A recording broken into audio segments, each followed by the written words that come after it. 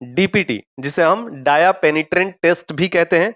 इसको बड़ा ही अलग अलग नाम से लोग बोलते हैं, कोई एलपीटी बोलता है, कोई एलपीआई बोलता है, कोई डीपीआई बोलता है, कोई सिंपल डीपी बोलता है, कोई सिंपल पीटी बोलता है। तो इस तरीके से इसके बहुत सारे नाम हैं, लेकिन काम इसका एक ही है। सो गाइज, इस मेथड में एक डाई होता है, डाई को मटेरियल के सरफेस पर अप्लाई किया जाता है, और अगर वहां कोई क्रैक या सरफेस डिफेक्ट हो तो ये डाई उस डिफेक्ट को एब्जॉर्ब कर लेता है। फिर जब डेवलपर अप्लाई किया जाता है तो ये डाई वापस सरफेस पर आता है और डिफेक्ट्स विजिबल हो जाते हैं। ये एक कॉस्ट इफेक्टिव मेथड है और सरफेस इंस्पेक्शन के लिए वाइडली यूज किया जाता है। कई बार इंटरव्यू में भी आपसे सवाल पूछ लिया जाता है, अगर आप एनडीटी टेक्नीशियन वगैरह के लिए इंटरव्यू दे रहे हैं तो वो बोल देते हैं कि डीपी के लिए कौन कौन से मटेरियल का यूज किया जाता है। तो आप, बहुत ही सिंपल होता है, 3 कंपोनेंट बेसिकली यूज किए जाते हैं, वो आप नाम बता सकते हो। जब तो पहला क्लीनर, दूसरा पेनिट्रेंट और तीसरा डेवलपर होता है। डेवलपर का इस्तेमाल करके हम क्या करते हैं कि जो भी पेनिट्रेंट उस जो भी डिफेक्ट के अंदर गया होता है उसे खींच के फिर ये बाहर लेके आता है।